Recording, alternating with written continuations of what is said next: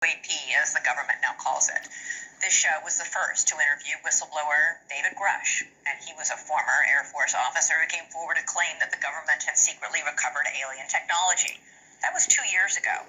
And now what was then crazy has become something of a unifying topic for lawmakers from both sides of the aisle, to the point where a brand new documentary is being released today about all things UAP, and it's all featuring officials from the very highest levels of the U.S. government. The documentary is called The Age of Disclosure, and it tells the story of an 80-year global cover-up concealing the existence of intelligent alien life and technology. Tonight we bring you an exclusive clip. We learned that the U.S. government was involved in a long-running secret war with other nations to collect and reverse engineer vehicles not made by humans. Some people claim it would cost them their lives if they spoke out about these things. The first country that cracks the code on this technology will be the leader for years to come. This is similar to the Manhattan Project. This is the atomic weapon on steroids. If Xi Jinping had access to this, if Putin had access, you think for a second that they wouldn't consider using it to achieve their ends of domination? Domination, Sometimes that's all you hear, surprises that change domination. the course of human history. Children with weapons. Dan Farah is the documentary's director and producer, and he joins me now. All right, Dan, I was up way too late watching this entire thing because I literally couldn't stop. Congratulations, it's fantastic. I was struck by this line from one of the people you interviewed. Without a doubt, there has never been a program before that has been so successfully kept out of the public eye as the Legacy Crash Retrieval Program. What is it? One of the intelligence officials in the film makes that statement, and previously the most secret program was the Manhattan Project, but we found out in hindsight that the Manhattan Project had leaks. So when this program was created, they made it even more secretive and put more security measures in place, and those security measures have ruled the day the last 80 years. The Legacy Crash Retrieval Program is something that the Air Force does for the most part. They have special units that go out to collect, to retrieve alien spacecraft that have crashed. Well, the people in my film reveal that the elements of this program are elements of the Air Force, elements of the CIA, elements of the Department of Energy, and military defense contractors. All right, for decades, they've had these units that go out, and we're not the only ones with these units that are going out to retrieve the stuff. Yeah. Russia and China are too. That's the other amazing thing that you reveal in the film, which is that we're in a secret arms race. Yeah, it's arguably the most shocking of the reveals that there is this high-stakes secret Cold War race to reverse engineer technology of non-human origin that the United States is involved in with adversarial nations like China and Russia. We think China and Russia both have retrieved alien spacecraft as well. That's what the officials in my film go on the record stating. They go on the record, in fact, saying that in 1989, we think the Soviets retrieved a tic-tac-shaped spacecraft that had crashed. Which was significantly larger than the tic-tac encountered by the Nimitz Carrier Strike Group and, Commander Dave Fravor, who pursued it.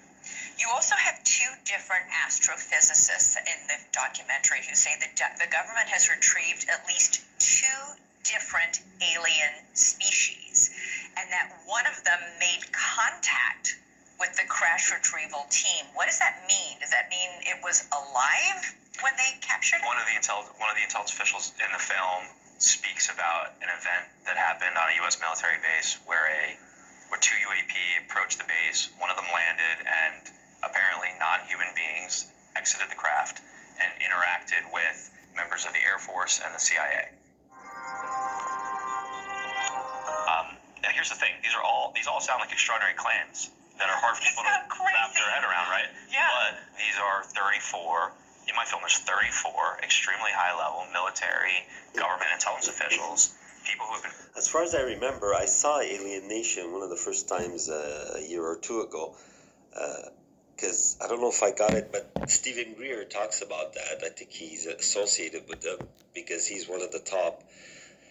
And he says that there's good aliens and bad aliens. The bad aliens are on the side of the elites on the planet that control our governments. And they stopped even nuclear bombs from going off, but the other ones, it's hard to explain. It's really a race. It's always a battle of good and evil, but this is all on 3D. This is what people don't understand, is that regardless of technology, nuclear weapons, CERN, concern, whatever you want to call it, that's why in the world there's never studies on behavior and karma. Why isn't there? Because everybody knows it's a polarized, a gaslit lying system on the planet. That's why they're not worried about the technology, what it does. Why we're not using clean technology is because we're based on profit and control. And the evil aliens, which are the ones that corrupted or enslaved us with the demiurge, it's complicated. I don't know the details of it, but I know that Stephen Greer says they communicate telepathically, even with their spaceships, or some of it. I don't understand it. But I know it makes sense that aliens would communicate psychically, because even if they're not pure telepathy and even influencing your environment with psychic powers or ESP, you don't have to be very spiritually advanced. People don't understand that psychic weapons, voodoo, anything that has to do with any interaction on 2D or 3D or even social affairs, even loving someone is an act of crime. If people don't understand that when you become advanced, that's why I said it, and I don't want to go back at all. I want to stay totally neutral. When I said it, I meant it. I can no longer hate even people that are making me suffer to a point that is disgusting. What I'm living, it's not the level of physical pain, it's the level of jailing that I am in right now. It doesn't matter whether I could show you vehicles or not. I would have to be only advanced to a very high level, and which, I don't know if it influences the karma, but even when I wasn't very spiritually advanced, this and that, I noticed that there was a protective energy around me, meaning it didn't protect me physically. Obviously, people that believe that believe in get corrupted by science fiction movies. But there is a cost, a very definite cost, that if you're smart enough to understand it, that's why there's hieroglyphics, that's why there's... So there's so much to understand. I showed you this because I did talk about the algorithms do work on my channel, on every channel, and I did say if you do the research, you will find the truth. And the truth, first of all, is in us. Every thought that we do, every thought we give energy to, especially the ones that is... I'll give you an example. I wasn't feeling well, and I noticed something and somebody that smiled at me recently at Maxi, and it was like when they noticed I took an item that was, again, corrupted to make me feel sick. I'm not going to get into details because people are also going to think that they're already in danger of buying certain foods and all that. But when they know that where I live, the government does things on purpose to make me ill through, they have no qualms about... I've already talked enough about that. But what I'm trying to say, and I'm trying to explain, is that it's no longer just about me. It's very... My phone almost... It was already... I stopped it while I was sliding off my plastic tape. So yes, I still have a bit of reflexes, but my health is getting drained with these attacks. And you cannot last a whole city with police and undercover police and everybody else they pay to make me ill, even if they're not making me ill in a way that is obviously traced. Like, because doctors would do their job a bit if I'm ill with something that's... But they do things, and I don't have to re-explain it. I already talked too much about it. But the karma is definitely a danger. Not at all for me. The only thing I don't have is bad luck. And whatever happens bad to me is intentional, meaning it's not something that happens out of accident. So it's a horror story that gives the example, what's going to happen to the planet if I keep being hurt like this? People might say, you're just one person and this and that. But I'm still saying there's some horrible things happening, and I'm still saying my life, everybody feels special. I don't really feel special. I feel I'm connected in a very, very big way, because that's what I chose to do all my life. I wanted the best power. And wanting power, if you let go of what power is on a polarized way, then you get to have real power. Jesus says, ask and ye shall receive. It's as simple as that. The kingdom of God is within us. When you ask for something, you get it. You have no choice. You are the one that creates everything. But that's if you speak through your highest creative spark, which is what creates the universe and what's connected to everything. But when you say, I want this because I want to infringe, my dream is to infringe and control and hurt others. So then again, it's not your dream. Your dream is to make other people's dreams be crap. So that cannot last. That's why even on 3D, imagine on 3D, even people with military might of conquering the whole world, and they've done it, doesn't last, even in less than their lifetime. Because it's not supposed to last. It's a perversion. It's a violence. And violence and corruption does not last. It's very easy. They see it. The elite see it. The demiurge sees it, but it's addicted and it doesn't know how to reach God. So that's the only thing they know. Just like me, I was spiritual too, or I thought I was.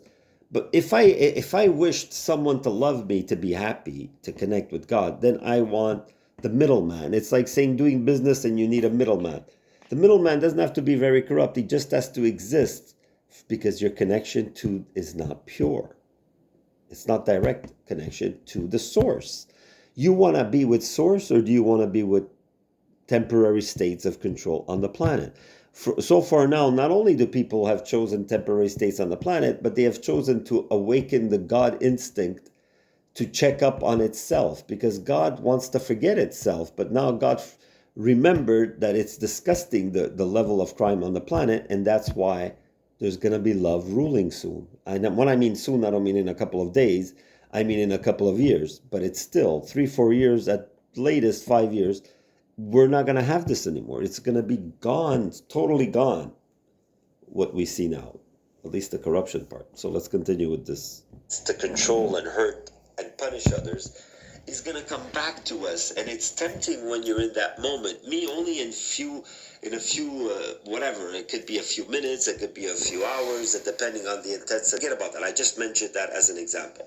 In Gaza, and they're being conquered and abused and tortured, and just like me, I'm in Montreal. It doesn't matter if I love Montreal and if I want the Montreal Canadiens to win. I am tortured in Montreal, and until it stops, I'm going to keep reporting it. That's why maybe it's easier for me to talk about corruption in it's not other, because as we see, the anti-Semitic problem is not a problem. It's that people are violent on both sides. You know, it doesn't. It's like saying now with the retrieval, with alien technology, reverse tech, psychic weapons, or weapons that are sort of interdimensional, like it showed like a weird cannon. And people I've seen like videotapes that they have been proven were not faked. And Redacted had them disappearing, where there's these weird orbs spinning around it. What the hell is that? And that's allegedly secret tech of American governments. And Chinese and Russia are right behind them. Do you know that whether, I don't know about Chinese, but they don't even know what they have. Governments have been very, even, you know, I don't know. They were talking about that. I think they even cooperated with the American governments on things like CIA research into the gateway process and things like that. Now, I'm trying to deal also with me not feeling well these days and being also triggered to denounce my torture, because I'm trying to teach people, but I'm also trying to say I'm living under the gun, literally. It shouldn't be that way. Hold back. And I don't know how intelligent or unintelligent they are when I actually admitted, just like I admitted, sometimes I want to defend myself, even though it's not that I resist. I'm not doing it out of hate. Sometimes I try to stay away, and I would hope that I would use whatever force necessary to protect myself. But is it going to be enough? Meaning are they going to switch that around and say, I'm the violent one? And that's the danger, that either way they could make it look as if I'm crazy or I'm violent. And they've done it before. At least on paper, it looked like as if I was violent. Nobody could never record me or see me in an act of violence. Try to get away all the time. And this is what I mean is, how bad does karma have to get for Canada? If people don't see that there's a particular bad luck for Canada, all the world is receiving bad luck now and fighting amongst each other. But if I say that I feel the pulses around me, that every time I suffer, it even if I don't wish it or I don't do anything physical or technological against the people hurting, the pulse is not hate, it's just saying stop. So if the people hurting me, since I don't deserve it, obviously, The fragile egos, that doesn't count karmically. So it's going to stop. And it will stop whether I'm alive or dead. That's what people that hurting me don't understand. That eventually they will be stopped and punished. Because it's not really a punishment. It's a teaching. It's a calling of balance. Does a glass of water feel it's doing something wrong if it overflows? No, same thing with justice. Justice balances out. If you do crime and you reach a karmic scale, it only rule in spirituality is don't have the intention of hurting someone on purpose. Anything else is allowed. Even killing people, if it's done in an accidental way. That's why you notice accidents, whether it's couples and car accidents, the police treats accidents almost the same as people that intentionally kill people. So many people are innocent and in prison. This is why you see it's disgusting, that there is no logic with policing. There is just what they say is the truth. I'm noticing that the hard way. They could be filmed, they could have motive, I could have marks on my body, and it's all me that did the marks on my body. It's all me that is crazy. And they are on film, but they're just there by coincidence. So they could twist the truth so much. And that's why for 80 years we didn't know about alien ships. Good vibes. Love you all. Namaste.